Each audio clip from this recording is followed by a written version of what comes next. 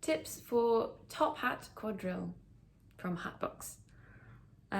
So we're going to have a look at the tricky sections of this piece today, and they are the semi-quaver sections, and mainly all on the second page. So we're going to go through how to practice these and make them a bit easier. Okay, so the first section is the top of the second page, starting on the E. Let's just play through that really slowly.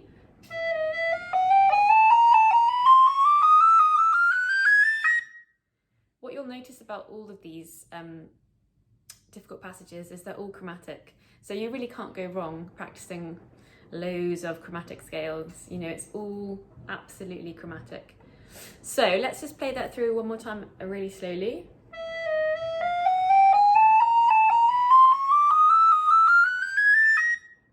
And we're going to make little anchors. So I want you to put a little line underneath every 8 notes. So the E, and then the B flat, and then the top E. So I'll just show you what I mean.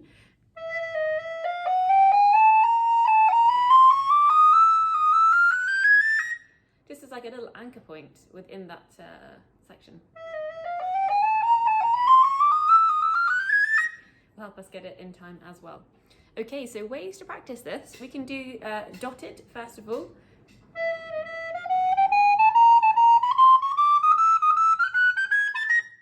Dotted tongued or dotted slurred.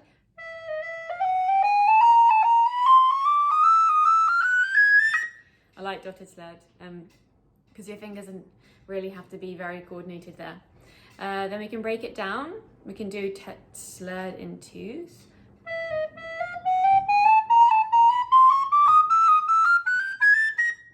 You can make it trickier and do slur 3, tongue 1.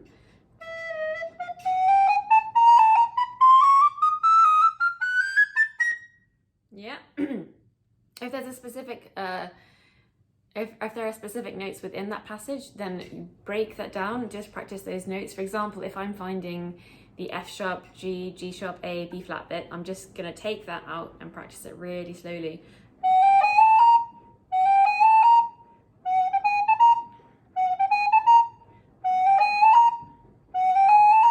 And then go back over all of that. So basically we're trying to find all these different ways to practice the same thing, mixing it up, making it really tricky. So when we come back to playing it, normally, we're gonna find it a little bit easier.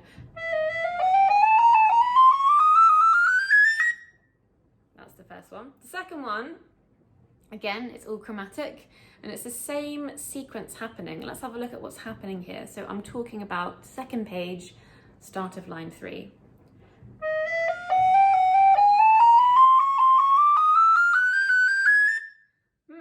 The same thing is going on.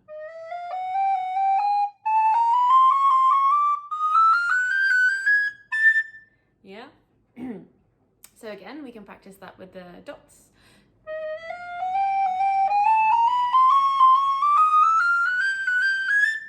In slurred in 2s.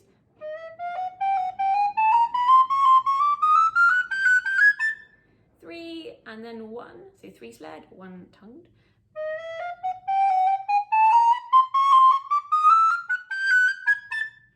And then it should feel a bit easier when we come to play it straight.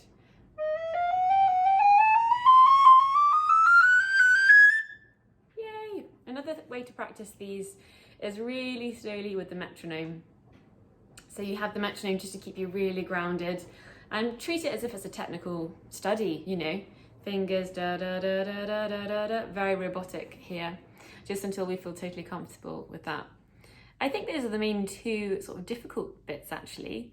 Then you've just got little echoes of them. So for example, bar 60.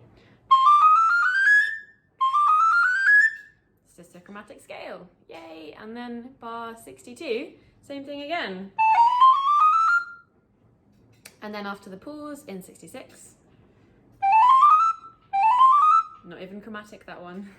So yeah, just watch out. There's different ways to practice those bits. I would just isolate them, break them down, play them really slowly, dot them, slur them, practice with a metronome, and try and keep your fingers quite close to the recorder as well. Because if they're sort of moving further away, it's more difficult to play quickly and more accurate. So we want to try and keep those sort of fingers quite close to the recorder. Another thing is just watching out for your high notes. That's actually looking for where the high notes are. They're everywhere really, so just making sure that we're comfortable with our high note fingerings. Yeah, so we've got, I'm now trying to find where they are.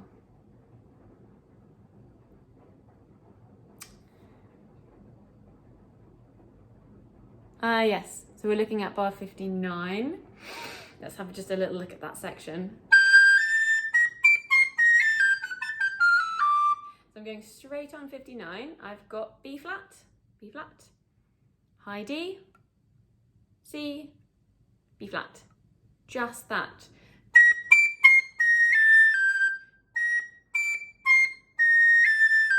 Just watch out for those high notes there, and that bit reoccurs again and again, so just checking our high notes there. And yeah, I think those are the main difficult bits to practice in Hatbox.